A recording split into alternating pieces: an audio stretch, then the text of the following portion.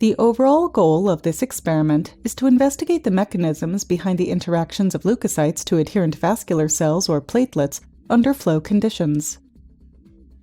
This method can help answer key questions in the immunology field, such as how leukocytes are recruited to sites of inflammation. The main advantage of this technique is that it's cost-effective, user-friendly, and allows the investigation of a great variety of experimental conditions. This method can provide insight into leukocyte adhesion.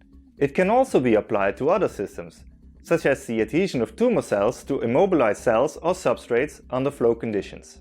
Demonstrating the procedure will be Annemiek Dickhout, an engineer and a PhD student working in my laboratory.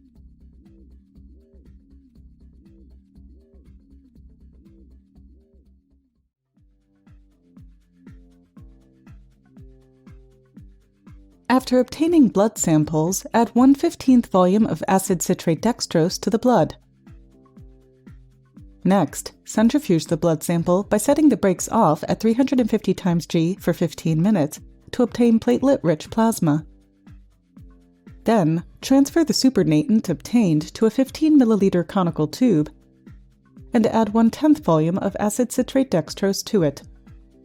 Again, centrifuge the suspension by setting the brakes off at 1120 times G for 15 minutes to obtain platelet-poor plasma. Next, discard the supernatant. Next, carefully resuspend the platelet pellet in platelet buffer maintained at pH 6.6 using a Pasteur pipette with a wide bore. Then, add 1/10 volume of acid citrate dextrose to it and gently mix it. Next, centrifuge the platelets at 1120.